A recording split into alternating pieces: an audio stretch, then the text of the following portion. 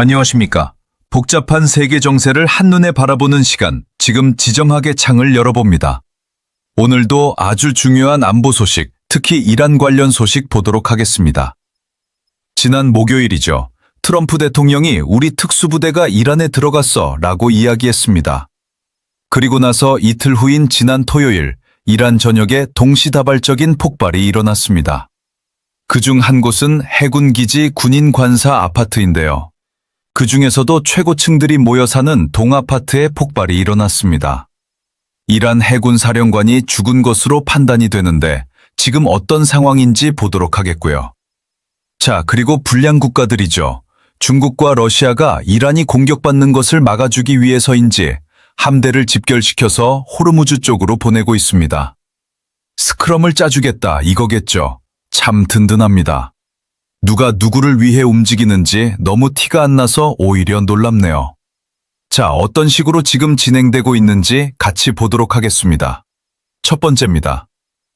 미국과 이스라엘이 주도하는 다국적군의 이란 공격이 준비되고 있는 가운데 이란이 중국과 러시아를 끌어들였습니다.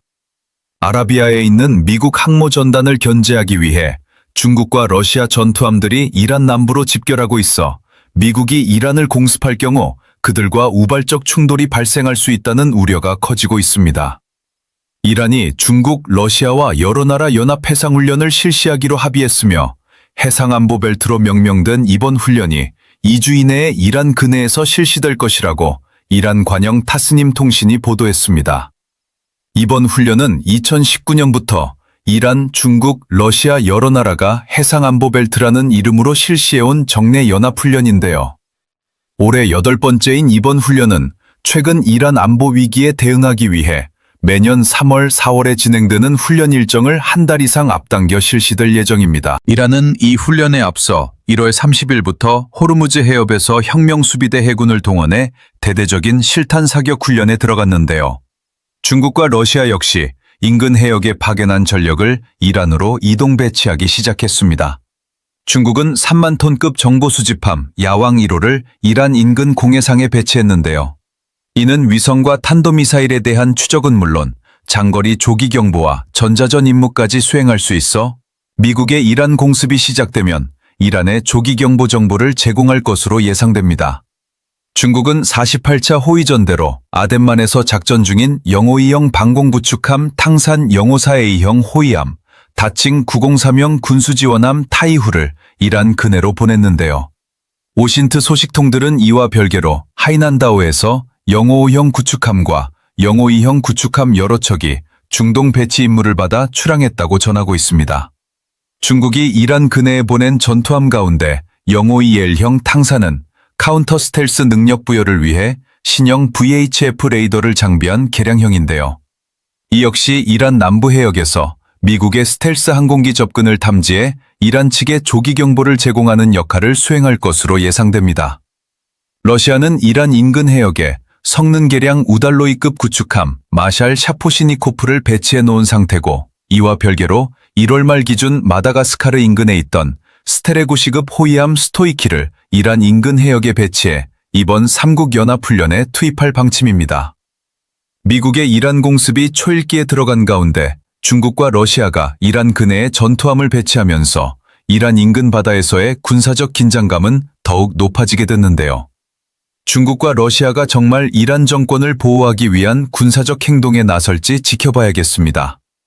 평화가 걱정돼서 군함이 모이는 세상이라니 세상 참 아름답습니다. 네, 이란을 도와주기 위해서 중국, 러시아가 나섰다는 건데요. 이란의 호르무즈 해협에 있는 반다르 아파스 앞에 이제 중국과 러시아 군함들이 포진해서 이란을 공격하러 들어오는 미군 함정들, 그리고 미국 전투기들, 폭격기들 이런 것들을 막아주고 조기 경보해주겠다 이런 모양입니다. 원래 정례 훈련인데 3월, 4월에 하는 걸 한 달 이상 당겨서 2월에 한다 이겁니다. 왜냐? 2월이 지금 이제 D-Day가 돼가는 거죠. 그중에 가장 위협적인 게 저는 바로 이거라고 생각합니다. 정보 수집함 야왕인데요. 보시다시피 거대한 안테나들이 이렇게 덕지덕지 붙어 있습니다. 이 안테나를 가지고 탄도미사일의 궤적을 추적하기도 하고 위성을 탐지하기도 하고 그리고 전자전을 하기도 하고 뭐 이런 건데 이 전자전이 이제 무서운 거죠. 예를 들어서 미국과 이스라엘의 전폭기들이 들어가서 GPS 유도폭탄을 투하하는데 그 GPS 재밍을 해버리는 거죠. 전자전을 통해서. 그러면 GPS 유도폭탄이 엉뚱한 곳으로 날아가서 명중률이 대폭 떨어지겠죠. 뭐 이런 식으로 이제 하는 겁니다. 자, 이런 정보 수집함을 보냈고 또 그러면서 이 배가 각종 전파를 탐지 수집합니다. 그래서 미군이 지금 이스라엘하고 무선 통신을 어떻게 주고받고 있는지 또 미군의 레이더 전파를 수집하고 그렇게 해서 그 레이더를 재밍할 수 있는 재밍 전파를 개발하기도 하고 그런 자료로 쓰게 되는 거죠. 전쟁 한번 하면 각종 전파가 난무하게 될 겁니다. 그걸 다 수집해서 나중에 재밍해버릴 수 있는 방해 전파를 개발하는 자료로 대폭 사용하기 위해서 이 정보 수집함을 갖다 놓은 중국인 겁니다. 남의 전쟁을 공부하러 먼 바다까지 나서는 열정만큼은 인정해야겠네요. 그리고 탕산은 원래는 우리 청해부대처럼 중국도 계속 이렇게 보냅니다. 아덴만 해적을 잡기 위해서 해적으로부터 상선들을 보호하기 위해서 보내요. 우리는 다국적 해군에 소속돼 들어가죠. 근데 중국은 독자적인 함대를 구축해서 군함 2척, 그리고 군수 지원함 1척, 이렇게 3척을 항상 보냅니다.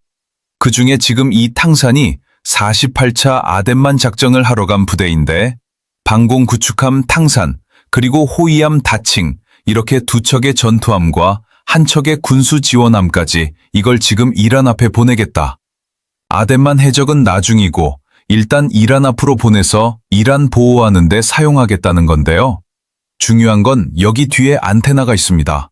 이 안테나를 가지고 스텔스 전투기, 스텔스 폭격기를 탐지할 수 있다고 주장하는 VHF 안테나인데 이걸 갖다 놓고 미국 항모에서 출격하는 F-35 또는 디에고 가르시아에서 출격할 수 있는 B-2 스텔스 폭격기 이런 것들의 궤적을 추적해서 이란에 알려준다. 뭐 이런 거 아닌가 생각됩니다. 러시아도 마샬 샤포시니코프를 지금 또 보내겠다는 거예요. 원래 이 배가 남아프리카 공화국에서 브릭스 연합훈련을 했죠. 그리고 나서 바로 올려보내서 지금 호르무즈로 보냈는데 럴의 우달로이급 구축함은 잠수함만 상대하기 위해 만든 구축함이기 때문에 대공 미사일도 없고 대함 미사일도 없고 좀 답답한 구축함입니다. 근데 이건 개량을 해서 대공 미사일은 사거리가 짧지만 부크 계열 약 20km급 대공 미사일, 그리고 구형이긴 해도 어쨌든 대함 미사일도 장착된 그런 우달로이급 구축함 1척을 보내고 그리고 마다가스카르 앞에 있던 스테레고시급 호위함도 보내서 2척의 군함을 러시아는 보낸다. 이렇게 되는 겁니다. 자, 이렇게 해서 미국이 우리가 앞에 이렇게 버티고 있는데 정말 미국 너 할 거야. 이런 무력 시위를 하러 보낸다고 하는데요. 중국, 러시아, 북한, 이란. 제가 세계 4대 불량 국가라고 했죠. 서로 도와주는 겁니다. 그리고 그 다음부터 베네수엘라, 시리아 이런 나라들인데 시리아는 진작에 어느 정도 정리됐고 베네수엘라는 이번에 해결되고 이제 이란입니다. 그 다음 북한 순서가 돼야 되는데 아무튼 불량 국가들끼리 이렇게 도움을 주고 나섰습니다. 자, 그래서 함대 구성을 보면 즉 미국이 이렇게 많은 전투함들을 배치하고 있어요. 링컨 항모전단이죠. 링컨 항모와 함께 알레이버크급 이지스 구축함 3척, 그리고 군수지원함 2척 해서 이렇게 배치가 돼 있고 그리고 기존에 있던 5함대의 연안 전투함들, 그리고 해안경비대 경비함들 이렇게 다량의 미국 자산이 들어가 있고 또 이지스함 5척이 홍해와 페르시아만 안에 흩어져 있습니다. 이렇게 해서 미국이 시간이 되면 바로 때리겠다는 해상 준비는 다 되어 있는 상태입니다. 자, 2번째 소식입니다.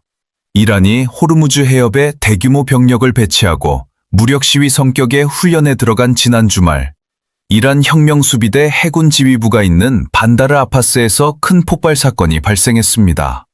이란 당국이 필사적으로 정보를 차단하고 있는데 이번 폭발이 혁명수비대 해군사령관을 노린 외부의 사보타주였다는 소문이 확산되고 있습니다. 지난 1월 31일 이란 5개 도시의 혁명수비대 시설에서 동시다발적인 폭발이 보고되었으며 이 가운데 반다르 아파스의 폭발은 혁명수비대 해군사령관을 노린 외부 사보타주로 보인다고 현지 오신트 소식통들이 리포트했습니다. 폭발이 보고된 곳은 타브리즈, 카라즈, 아흐바즈, 아르다빌, 반다르 아파스 등 5개 도시였는데요. 1월 31일 정오를 조금 넘은 시간에 거의 동시에 발생한 이번 폭발은 모두 혁명수비대가 소유한 건물들에서 일어났습니다. 이 가운데 가장 주목받고 있는 사건은 반다르 아파스의 8층 건물에서 발생한 폭발인데요. 해당 건물은 혁명수비대 고위 간부들의 주거용 아파트로 폭발 당시 이란 혁명수비대 해군사령관인 알리레자 탕실리 준장이 건물 안에 있었던 것으로 전해졌습니다. 이란 군부의 대표적 강경파 중 하나인 탕실리 준장은 2018년부터 혁명수비대 해군사령관으로 활동해온 인물로 트럼프 행정부 1기 때인 2019년 미국 재무부에 의해 글로벌 테러리스트로 지정돼 제재를 받아온 인물입니다. 폭발 사건 자체를 부인하던 이란 당국은 사회관계망 서비스를 통해 사건 현장의 사진과 영상이 확산되자 해당 사건이 가스배관 폭발에 의한 단순 사고였으며 사망자는 탕실리 준장이 아니라 10대 소녀였다고 주장하고 있습니다. 그러나 목격자들은 해당 건물에는 가스배관이 없고 최소 14명에서 최대 수십 명의 사상자가 발생했다고 전하고 있는데요. 이를 뒷받침하듯 건물은 마치 폭격을 당한 것처럼 대파됐고 인근에는 많은 숫자의 소방차와 구급차가 출동했습니다. 폭발의 위력이 워낙 강력했던 탓에 목격자들은 이번 폭발이 폭발물에 의한 의도적 사보타주였을 가능성에 무게를 두고 있습니다.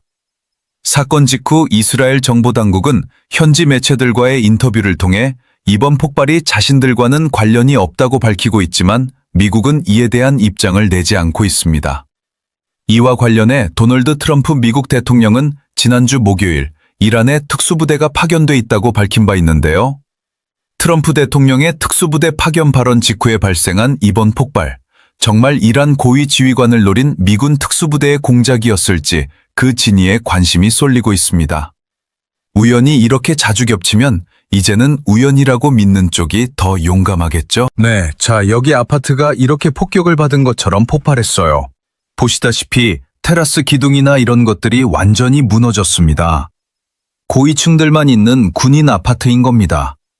이 지역이 군인 관사 지역인데 해군 기지가 있으니까 군인 관사 지역이고 그 중에서도 이 건물은 더 높은 사람들만 있는 건물이었다는 증언입니다. 여기에 이렇게 특정 구역이 집중적으로 폭발을 했네요. 이렇게 여러 세대 이상이 대파를 당한 것 같습니다. 그래서 최소 14명, 최대 수십 명의 사상자, 그 중에서 사망자도 여러 명 있다는 건데 그 사망자 중에 탕실리 해군 사령관이 있다는 거예요. 자, 5군데에서 동시다발적으로 폭발이 발생했습니다. 그래서 비슷한 시간에요. 반다르 아파스, 그리고 바스라 인근의 아흐바즈, 그리고 북부 지역까지 해서 5군데가 동시다발적으로 폭발이 났는데 이 5군데가 다 이란군 소유 건물이었다는 겁니다. 그런데 이란 정부는 이거 가스배관 폭발이다라고 합니다. 이란군 소유 건물이 각기 다른 곳에서 수백 킬로미터 떨어진 곳에서 동시다발적으로 폭발하는데 다 가스배관 폭발이다. 말이 안 되는 거죠.